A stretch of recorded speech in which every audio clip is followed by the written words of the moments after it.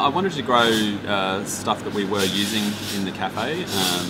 Not that I've got any idea that we'll ever be self-sufficient from a space this small, but I didn't want it just to be like a show garden, I guess. So parsley, we use a lot of that, so that was the biggest planting that I put in to start off with. Thyme, sage, some chives, we've planted strawberries, we've got tomatoes in at the moment, we've got a crop of Lebanese cucumbers coming along. Rocket, chili. What we can do is supplement what we buy in from the markets fresh every day. And that just adds another layer of flavour to what we're doing. So if we sort of put some freshly picked parsley in amongst the bunches that we buy, you do just get that little extra zing. And if we've got something like a more substantial crop, then we might be able to do a special with it for the day and feature the produce that's come from here. What's been the reaction of customers? It's been really positive, actually. A lot of people didn't think that we were going to be able to do anything green out here. And I like being told that I can't do something because that's going to make me do it even more. Everyone loves it. It's even if people passing by aren't customers of ours, it's actually become a little attraction in the neighbourhood. It's a lovely little green space in a rather otherwise sort of brutal street, I guess. I mean, we've got the lovely plane trees out the front of Victoria Street, but Orwell Street itself is not known for its leafy greenness. So this little secret garden has been really well received by the community, certainly by our customers, because it's given them somewhere else to sit, and on a sunny day, it is lovely out here. And you're using plastic that are the bins that you otherwise chuck out? Yeah, that's right.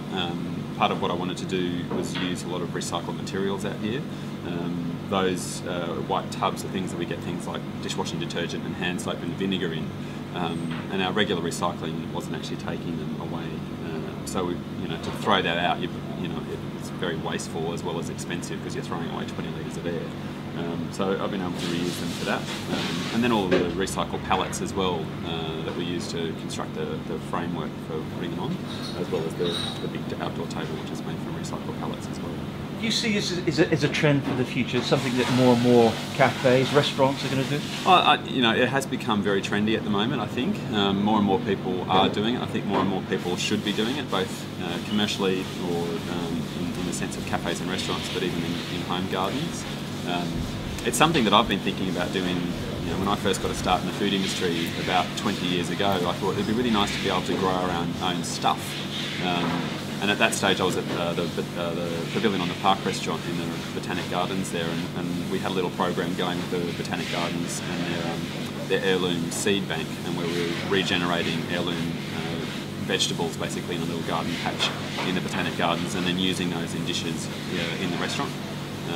And that's sort of, I guess, where I started to get excited about it. It's taken quite a while to get there.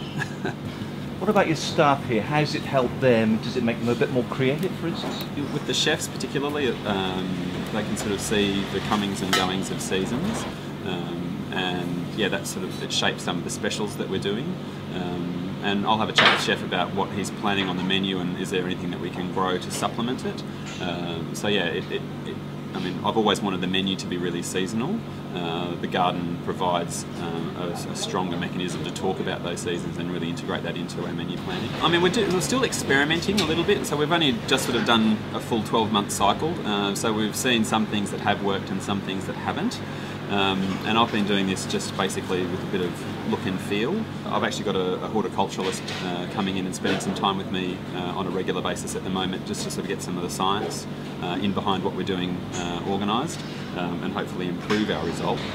What I've decided that we will do or should do is probably grow less variety of things and grow more quantity of those few things that we grow, so that we can make a more meaningful impact on the food that we're serving in the cafe. Does it have the potential to save us money perhaps in the long run? But it would be marginal. And do you think it's enhanced your business? Absolutely, yeah. I mean, as much as anything, it's created a space where I can put more tables and chairs and serve more customers. And it's made the whole cafe a little bit more connected to the community, I guess, because this whole garden thing is a talking point. What happens out here, people are talking about it even if they're sitting in the front of the cafe. So yeah, it's been a big improvement for the business.